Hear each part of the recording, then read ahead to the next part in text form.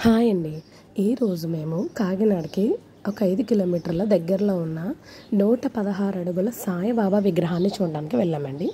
దానికోసం full details మీకు ఈరోజు చెప్పబోతున్నాను. మీరు కాకినాడకి దగ్గరలో ఉంటే మీరు ఖచ్చితంగా దీన్ని చూడాలండి. కాకినాడ నుంచి ఇంద్రపాలెం తర్వాత కొవ్వాడ తర్వాత రేపూరు అనే గ్రామంలో ఉందండి. మీకు ఇక్కడ నుంచి చిన్నగా కనిపిస్తే చూడండి, ఇంటి వెనకాల ఉందన్నమాట. 116 అడుగుల ఎత్తు ఉన్న సాయిబాబా విగ్రహం అండి. చాలా ఎక్సలెంట్గా ఉందండి. మాకైతే చాలా బాగా నచ్చింది. మేము ఎప్పటి నుంచో వెళ్దాం అనుకుంటున్నాం, కానీ మాకు ఎప్పుడు వెళ్ళేంత టైం కానీ దానికోసం కేటాయించే సమయం కానీ మాకు దొరకలేదు. అదిగోండి వచ్చేసాము. గుడి బయట ఎలా ఉంటుందండి, దీనికి ఆపోజిట్లో ఒక ఖాళీ ప్లేస్ ఉంటుంది. దాంట్లో బైక్ పార్క్ చేసుకుని వచ్చి, ఇది విరాట్ సాయి అన్నమాట అండి. ఇది రేపూరు గ్రామం, కాకినాడ జిల్లా. ఓకేనా అండి. ఇలా ఎంట్రన్స్ అన్నమాట అండి. గుడి ఎంట్రన్స్లోకి వెళ్తే ఒక సాయిబాబా ఆలయం ఉంటుందన్నమాట అండి. అంటే గుడి లాగా ఉంటుందన్నమాట అండి. లోపలికి వెళ్ళి గంట కొట్టుకొని మనం దండం పెట్టుకొని ప్రసాదం ఇస్తారండి. తీసుకుని మనకి ఏదైనా డబ్బులు ఇవ్వాలనుకొస్తే ఏదైనా దక్షిణం వేసి వచ్చేయాలండి. చూడండి ఫుల్ పిక్చర్ ఒక క్లియర్గా ఇదిగోండి ఇలా అయితే ఉంది. చాలా బాగుంది, చాలా ప్రశాంతంగా ఉందండి. సో ఈ గుడి నుంచి బయటకు వచ్చేసి రైట్ సైడ్కి వెళ్ళి చూస్తే ఆ 116 అడుగుల విగ్రహం కనిపిస్తుందండి. కానీ మనం అప్పుడే అక్కడికి వెళ్ళొద్దు. జస్ట్ ఒక క్లోజ్ పిక్చర్ కోసం నేను తీసాను అంతే. అలా స్ట్రైట్గా వెళ్తే అండి అది సాయిబాబా గారి పవిత్ర దుని అని ఉందన్నమాట. నాకు అసలు దుని అంటే ఏంటో నాకు అసలు తెలియదు. కానీ లోపలికి వెళ్ళాక చూసామండి. అక్కడ ఒక గ్రీన్ కలర్ సాయిబాబా గారు కూడా ఉన్నారు. మా పిల్లలు అక్కడ ఫోటో కూడా దిగుతానన్నారు. ఓకే అన్నాను. సో అక్కడ మా పిల్లలు అలా ఫోటో తీయించుకున్నారు. చాలా బాగున్నాయండి. చిన్న నుంచి పెద్ద విగ్రహాలు అలా చాలా బాగా కట్టారు. ఈ పవిత్ర దుని అంటే ఏంటంటే ఇంకా 365 రోజులు అఖండ పవిత్ర దుని అన్నమాట అండి. ఇంకా నాన్ స్టాప్గా అలా మండుతూనే ఉంటుందన్నమాట అండి. దాని ఎదురుగా కర్ర ముక్కలు అవి ఉన్నాయి. మేము చిన్న తీసుకొని అందులో వేసాము. ఆ పవిత్ర దుని యొక్క మ్యాటర్, అది అసలు దేనికి వచ్చింది ఆ పేరు అని చెప్పి ఉందండి అక్కడ. అవన్నీ కావాలంటే చదువుకోవచ్చు. అలాగే ఆ గుడికి మనం ముందర ఆలయానికి వెళ్ళాం కదండి, అది పవిత్ర దునికి మధ్యలో ఈ 116 అడుగుల విగ్రహం అనమాట అండి. చాలా బాగుందండి. అంత ఎత్తైంది చూడడం నేను ఇదే ఫస్ట్ టైం. ఆ రెండింటి నుంచి మధ్యలో వెళ్తుంటే రైట్ సైడ్లో మాకు ఇంకొకటి కనిపించింది.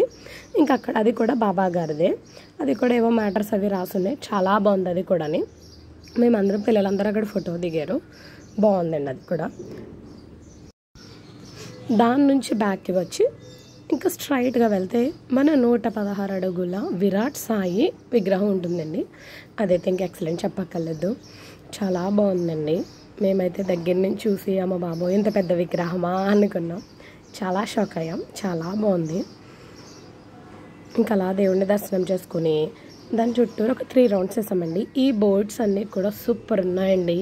ఈ 2 పొరపాట్లు, చెడు మంచి, సిగ్గు, నెక్స్ట్ శిక్ష, ఇంకానేమో అండి చాలా రకాలు ఉన్నాయండి. దేవుడిని ఎందుకు పూజించాలి, అసలు దేవుడు అంటే ఎవరు, దేవుడిని మనం ఎందుకు నమ్మాలి అని చాలా బాగుందండి.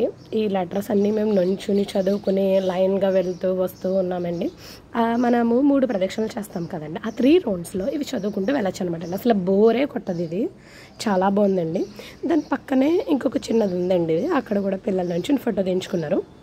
ఇక్కడ రేపూర్ అనే గ్రామంలోనే కాకుండా విజయనగరం జిల్లాలో పూసపాటిరేగ మండలం అనే దగ్గర కూడా అండి 184 అడుగుల విగ్రహం కూడా ఉందంటండి అక్కడ. మీరు విజయనగరం దగ్గర ఎవరైనా ఉంటే దాన్ని ఖచ్చితంగా చూడొచ్చు. ఇది 116 అడుగులు. అలాగే ఈ సాయిబాబా గారి చరిత్రని, ఆయన ఎలా జన్మించారు, ఆయన జన్మించినప్పుడు జరిగిన విశేషాలు ఏంటని చెప్పి బుక్స్ అమ్ముతున్నారు. ఒక బుక్ స్టాల్ అనమాట. కీ చైన్స్, స్టిక్కర్స్ అన్నీ ఉన్నాయి. మేమైతే 2 కీ చైన్స్, ఒక స్టిక్కర్ ప్యాకెట్, ఇలా ఒక ఫోటో కూడా కొనుక్కున్నామండి. అలాగే మనకి ఇంట్రెస్ట్ ఉండి రాసే వాళ్ళకి ఒక బుక్ ఇస్తారనమాట. ముందు చూపించాను కదా, అదే సాయిబాబా వారి కోటి నామాలు అనమాట అండి. రామకోట అలాగా సాయికోట అనమాట. మేమైతే మా మావయ్య గారు అయితే ఈ సాయిబాబా చరిత్ర తీసుకున్నారు బుక్ చదవడానికి. అలాగే ఇంక వస్తూ దూరంలో చాలా ఎండగా ఉందండి. ఇంకా అక్కడ మేము తర్బూజా జ్యూస్ తీసుకున్నాము. ఏంటోనండి వాళ్ళలా మనకి టేస్ట్గా రాదు. వాళ్ళు కూడా same sugar, same milk, same తర్బూజా, సేమ్ ఐస్ క్యూబ్స్ ఇస్తారు. కానీ వాళ్ళ టేస్ట్ మనకి రాదు కదండి. మాకైతే ఈచ్ గ్లాస్ 30 రూపీస్ ఛార్జ్ చేశారు. జ్యూస్ అయితే సూపర్ ఉందండి. మేము వెళ్ళిన వేడికి ఎండకి అది తాగితే ప్రాణ హాయిగా అనిపించిందండి. మా పిల్లలైతే పౌడర్ వద్దన్నారు. అదే బూస్ట్ హార్లిక్స్ వస్తారు కదా, అది వద్దని హర్షీ సిరప్ వేయమన్నారు. ఆవిడ ఏమనుకోలేదు, వేశారండి. పిల్లలు మేమందరం తాగాం. దాని మీద జీడిపప్పులు, బూస్ట్ అయినా హార్లిక్స్ అయినా మన ఇష్టం, అది ఇచ్చారండి. అంతేనండి, ఇంకా అలా తాగేసి ఇంటికి స్టార్ట్ అయిపోయాం. Bye bye.